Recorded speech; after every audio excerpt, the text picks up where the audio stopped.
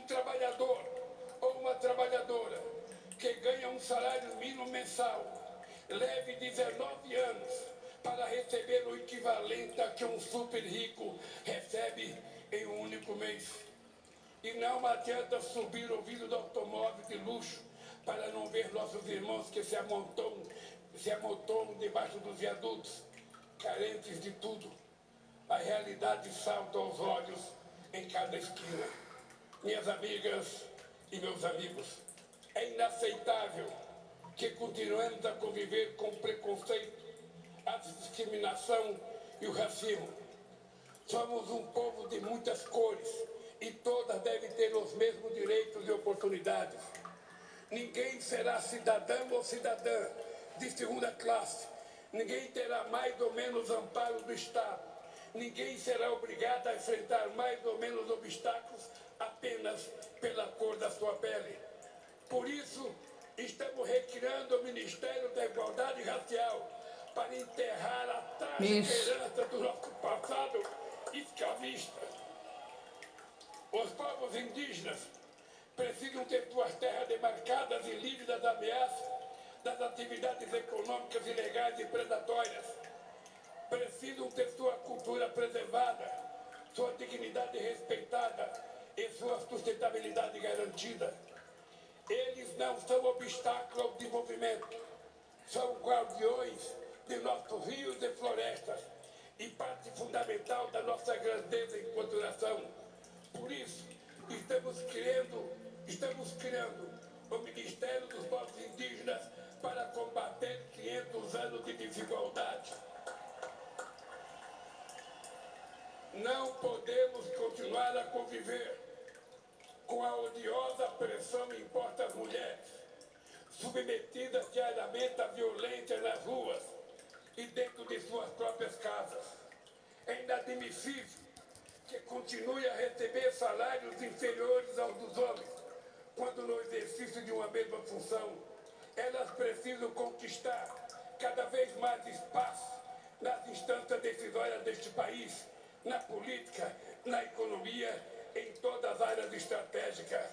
As mulheres devem ser o que elas quiserem ser, devem estar onde quiserem estar. Por isso, estamos trazendo de volta o Ministério das Mulheres.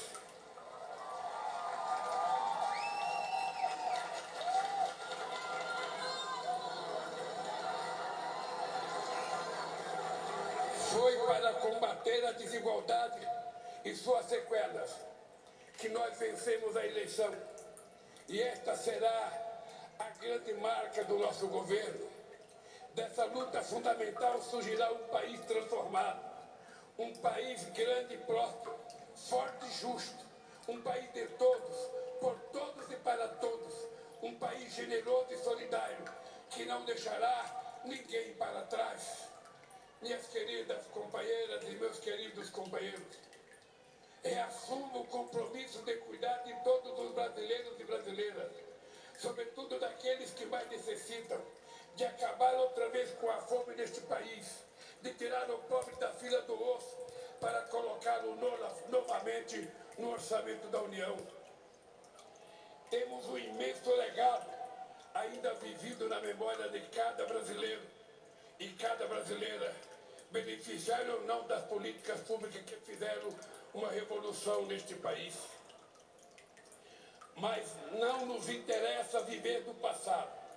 Por isso, longe de qualquer saudosismo, nosso legado será sempre o espelho do futuro que vamos construir para este país.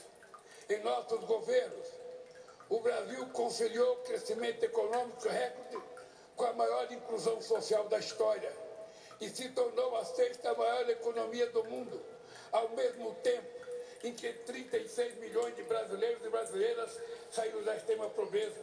Geramos mais de 20 milhões de empregos com carteira assinada e todos os direitos assegurados. Reajustamos o salário mínimo sempre acima da inflação. Batemos recorde de investimento em educação, da creche à universidade, para fazer do Brasil um exportador também de inteligência e conhecimento, e não apenas um exportador de commodities e matéria-prima.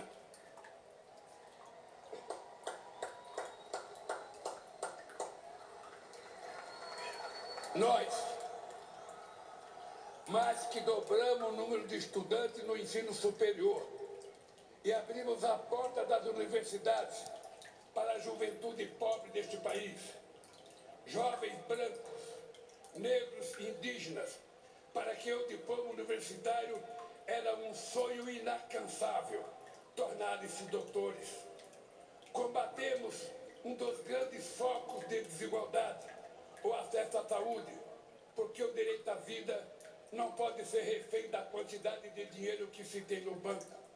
Fizemos uma farmácia popular que forneceu medicamentos a quem mais precisava, e o Mais Médicos, que levou atendimento a cerca de 60 milhões de brasileiros e brasileiras das periferias das grandes cidades e nos pontos mais remotos do Brasil. Criamos o Brasil Sorridente para cuidar da saúde bucal de todos os brasileiros e brasileiras. Fortalecemos o nosso Sistema Único de Saúde e quero aproveitar para fazer um agradecimento especial aos profissionais do SUS pela grandiosidade do trabalho durante a pandemia. Enfrentaram bravamente ao mesmo tempo um vírus letal e um governo irresponsável e desumano. Nos nossos governos, investimos na agricultura familiar e nos pequenos e médios agricultores, responsáveis por 70% dos alimentos que chegam à nossa mesa. E fizemos isso sem descuidar do agronegócio, que obteve investimento em safras ano após ano. Tomamos medidas concretas para combater as mudanças climáticas e reduzimos o desmatamento da Amazônia em mais de 80%. O Brasil consolidou-se como referência mundial no combate à desigualdade e à fome e passou a ser internacionalmente respeitado pela sua política externa ativa e altiva. Fomos capazes de realizar tudo isso, cuidando com total responsabilidade das finanças do país. Nunca fomos irresponsáveis com o dinheiro público. Fizemos superávit fiscal todos os anos. Eliminamos a dívida externa. Acumulamos reservas de 370 bilhões de dólares e reduzimos a dívida interna a quase metade do que era quando chegamos no governo. Nos nossos governos, nunca houve nem haverá gastança alguma. Sempre investimos e voltaremos a investir em nosso bem mais precioso, que é o povo brasileiro.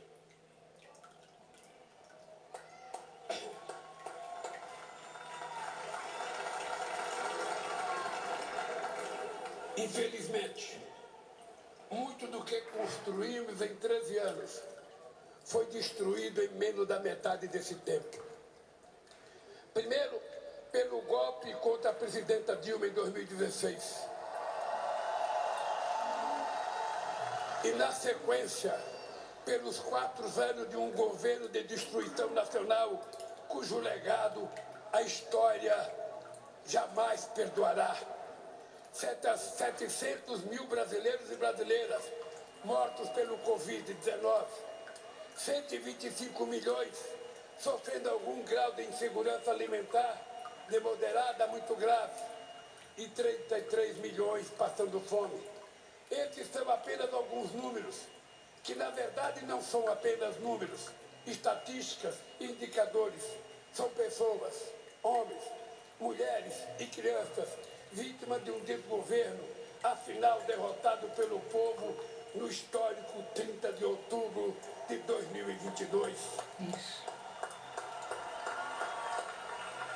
Os grupos técnicos do Gabinete de Transição, coordenada pelo meu vice, que por 2 meses mergulharam nas entranhas do governo anterior, trouxeram a público a real dimensão da tragédia. O que o povo brasileiro sofreu nesses últimos anos foi a lenta e progressiva construção de um verdadeiro genocídio. Quero citar a título de exemplo um pequeno trecho das 100 páginas desse verdadeiro relatório do caos produzido pelo Gabinete da Transição. Diz o relatório: o Brasil bateu recorde de feminicídio. As políticas de igualdade raciais sofreram um severo retrocesso. Produziu-se um desmonte das políticas da juventude e os direitos indígenas nunca foram tão ultrajados na história recente do país. Os livros didáticos que deverão ser usados no ano letivo de 2023 ainda não começaram a ser editados. Falta o remédio na farmácia popular.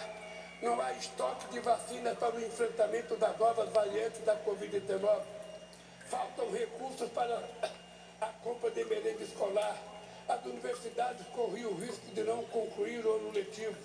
Não existe recurso para a defesa civil e a prevenção de acidentes e desastres. E quem está pagando a conta desse apagão é outra vez o povo brasileiro. Meus amigos e minhas amigas, nesses últimos anos,